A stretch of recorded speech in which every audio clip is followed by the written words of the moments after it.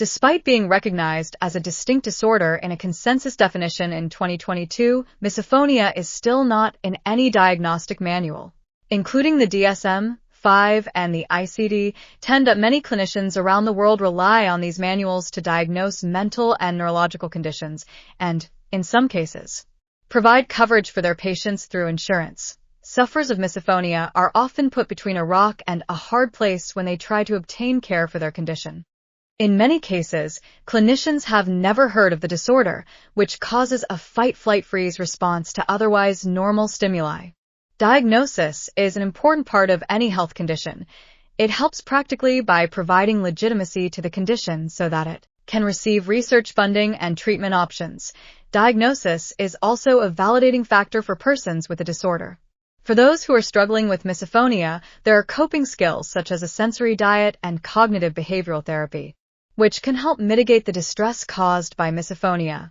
Emma Green, a college student with misophonia, expresses her concern with the lack of diagnosis. I go to class and there are people chewing gum or clicking their pen, and when I tried to get accommodations, I was told I couldn't because misophonia didn't exist, that I just want to be able to focus on my work like everybody else. Emma goes on to say, while I don't think labels are great for mental health, I do think a lack of diagnosis is really hurting us. While those with misophonia await diagnosis, it can be important to recognize that their condition has been recognized in research as a distinct disorder and should be treated as such.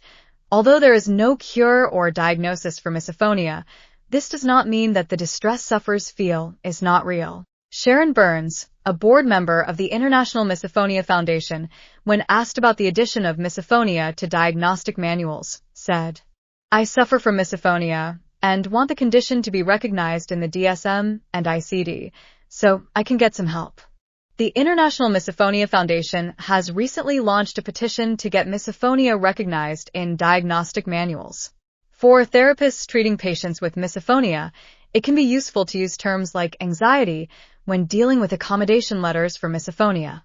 Since there is a fight-flight-freeze response involved in the condition, this would most closely relate to the conditions for which we currently have names. The difference, however, is that persons with misophonia do not seem to habituate to their triggers, whereas anxiety can be treated by exposure.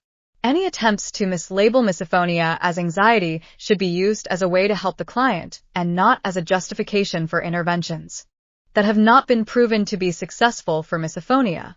While the DSM-5 and the ICD-10 are incredibly important texts that have improved the lives of many persons around the world, the lack of an appearance of misophonia in these manuals can lead to more struggles for persons who are not recognized by the system, and yet are suffering nonetheless. Those with misophonia can find hope, however, in the growing body of literature surrounding misophonia.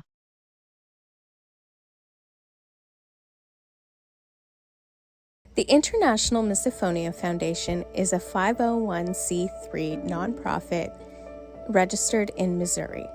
The IMF is currently conducting research and is in need of support for our goals. Did you know that just $1 can run our server for machine learning for 1 hour? Every dollar is 1 hour of research. To donate to the IMF, please click the link in the description. Every single donation matters, no matter how big or how small. Thank you for your support. If you need resources for misophonia, you can find them on www.misophoniafoundation.com. We provide many free resources to the public as part of our mission goals.